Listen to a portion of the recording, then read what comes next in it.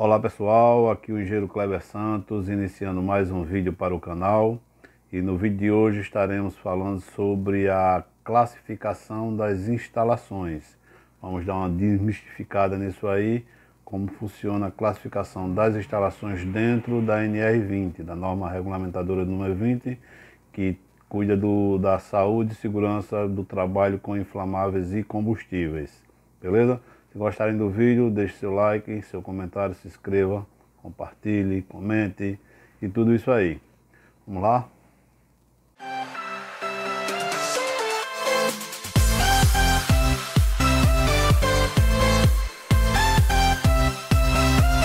Bom, então vamos lá, né? Iniciar o nosso vídeo aqui falando sobre a classificação das instalações. Para a gente falar da classificação das instalações, a gente precisa primeiro entender o que é uma instalação, né?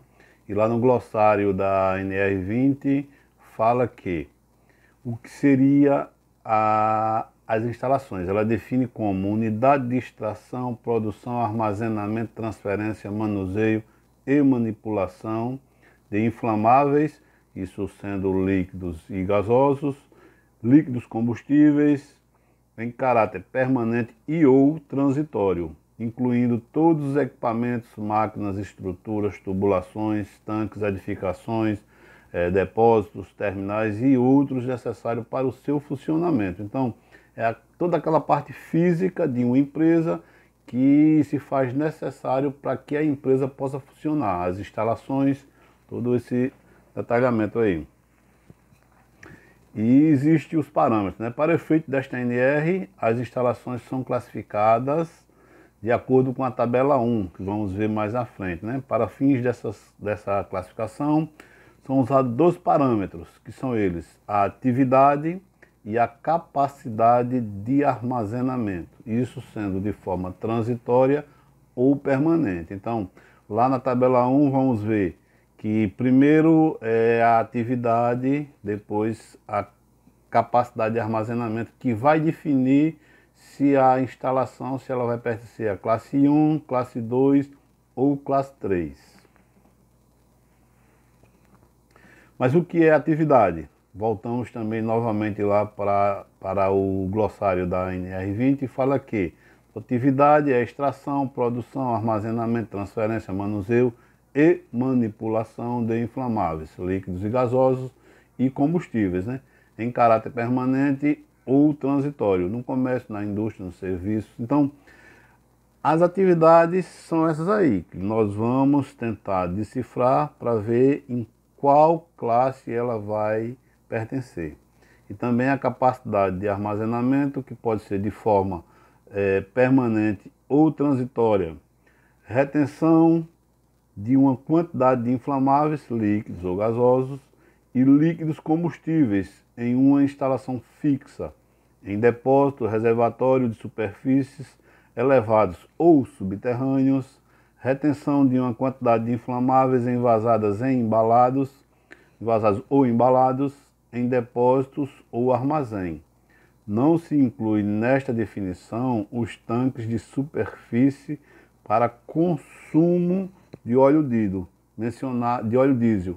mencionado no item 2 do anexo 3. O anexo 3 da NR ela vai falar sobre tanques em edificações, em prédios, né? Vamos deixar mais para frente. Lá no item 20.4, fala que para efeito, 20.4.1, fala que para efeito desta NR, as instalações são divididas em classe conforme tabela 1, que foi o que eu já havia mencionado. Para fins desta classificação, dois parâmetros são considerados dentro de cada classe. Então, é justamente o que eu estou falando, que seria a atividade e a capacidade de armazenamento, de forma provisória ou permanente, né? São os dois parâmetros que vamos utilizar para definir se a instalação, se ela vai pertencer à classe 1, 2 ou 3.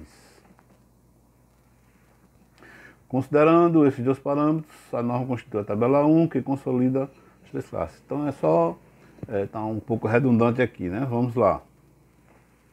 Então, o que é que diz classe 1? As empresas, as instalações que participam, que se integram na classe 1.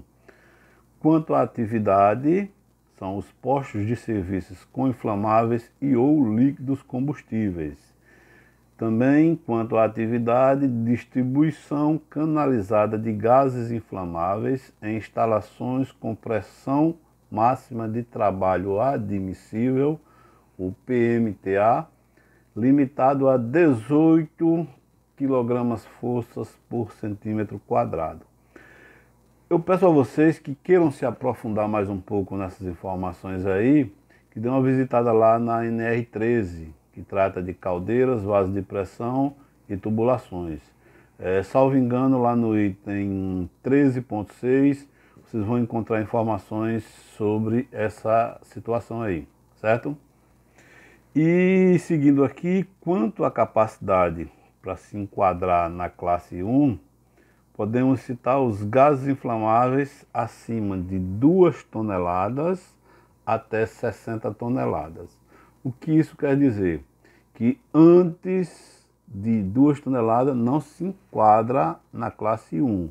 A mesma coisa nos líquidos inflamáveis. Ele começa a contar a partir de 10 metros cúbicos até 5.000 metros cúbicos.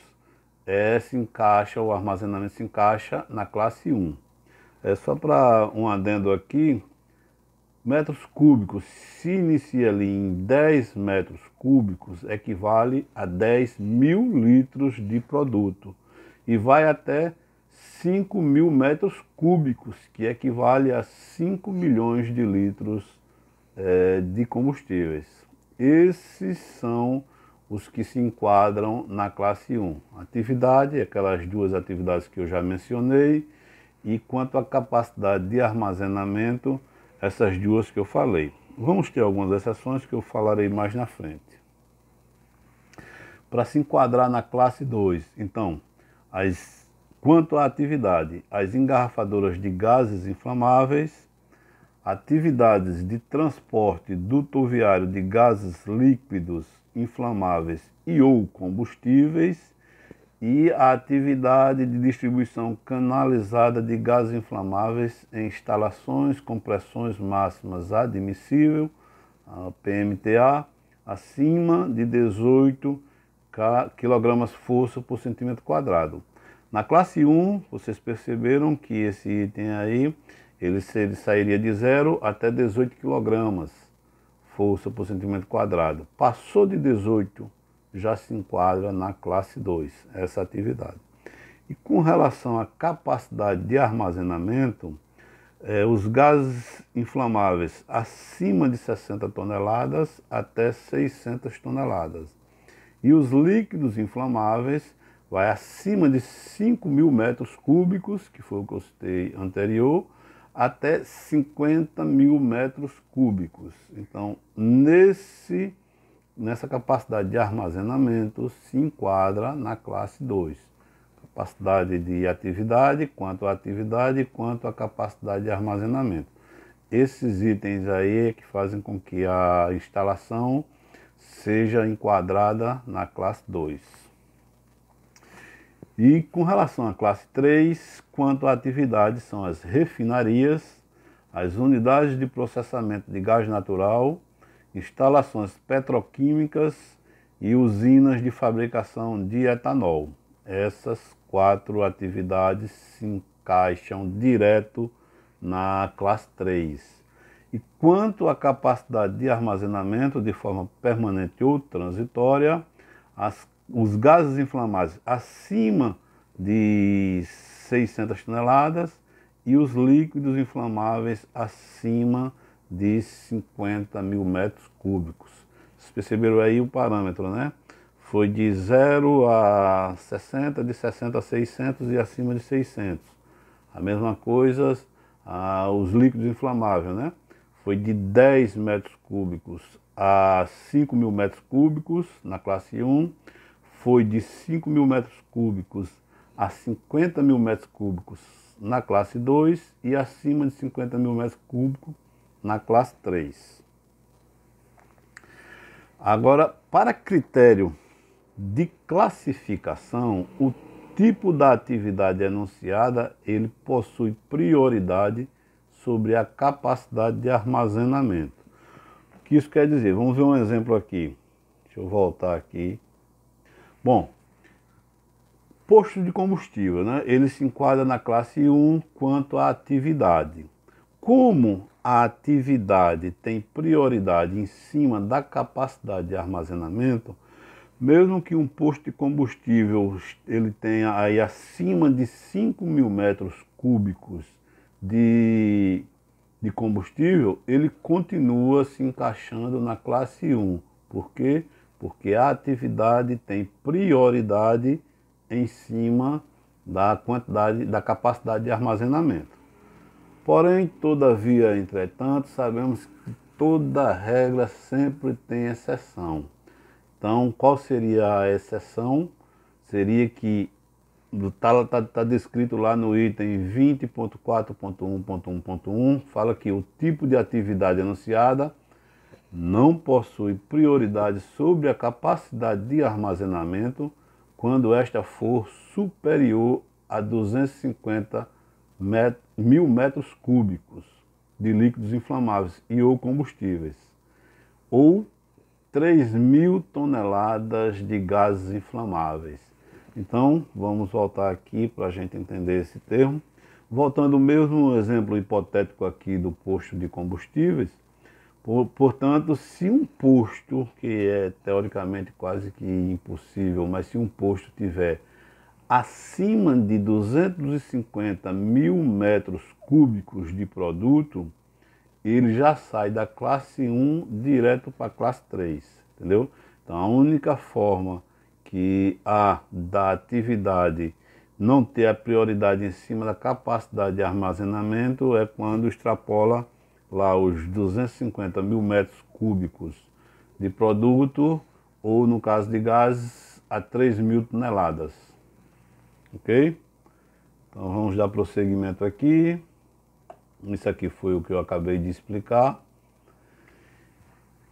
Eu expliquei uma exceção dentro da classificação da prioridade entre a atividade e a capacidade de armazenamento.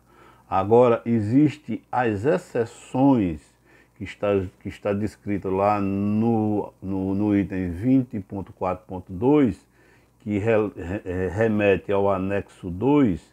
Essas exceções são do que não se enquadram naquela tabela 1. A tabela 1 foi a tabela que destacou as 3 classes, né? Então, o que não se enquadra, a instalação que não se enquadra dentro daquelas 3 classes, está descrito aqui no anexo 2 da própria NR20. Vamos lá, o que é que diz? Contém as exceções à aplicação da tabela 1, que é a classificação das instalações, às atividades com as mesmas características das enquadradas nas classes 1, 2 e 3, que têm capacidade de armazenamento. Aí vamos aqui. No caso dos gases inflamáveis, aquela instalação que a capacidade de armazenamento não ultrapassa 2 toneladas, então ela não se enquadra em nenhuma das 3 classes. A mesma coisa ocorre com o combustível líquido, né? Então, aquela atividade que a capacidade de armazenamento dela seja inferior a 10 metros cúbicos, que lá na classe 1 ele já inicia com 10 metros cúbicos e vai até 5.000 metros, então a atividade que não contenha mais de 10 metros cúbicos, ele não se encaixa em nenhuma das classificações, nem classe 1, nem classe 2, nem classe 3. Isso faz com que a empresa não tenha muitas obrigatoriedades, principalmente com relação ao prontuário de instalação e outras coisas que cada classe vai aumentando o nível de exigências. Porém, não quer dizer que não há exigências para esse tipo de empreendimento, para esse tipo de instalação. Lá no PPRA, né, que agora que era antigo PPRA, que a partir do próximo ano, a partir de março do próximo ano, estamos lá no GRO, no PGR. Então, mas aqui a norma NR20 ainda comenta, então eu estou falando da forma como está na NR20, né?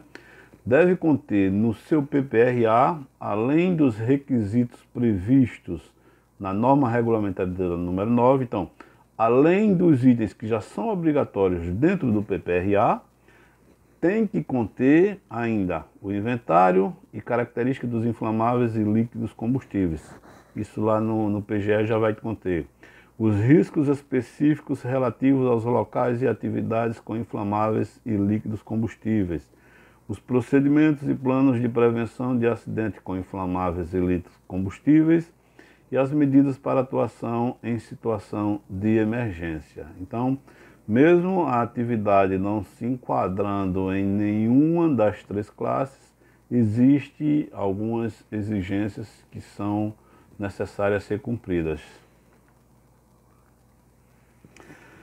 E essas orientações servem também para as instalações varejistas e atacadistas que desenvolvem atividades de manuseio, armazenamento e transporte de recipientes de até 20 litros, fechados ou lacrados de fabricação, contendo líquidos inflamáveis e ou combustíveis até limite máximo de 5.000 metros cúbicos e de gases inflamáveis até o limite máximo de 600 toneladas. Então, existem essas exceções, que são atividades que não estão se enquadrando na classe 1, classe 2 e classe 3, mas que há uma exigência que aumente a segurança, principalmente dentro do PPRA, que agora, feito eu falei, vamos lá para a NR1, o GRO.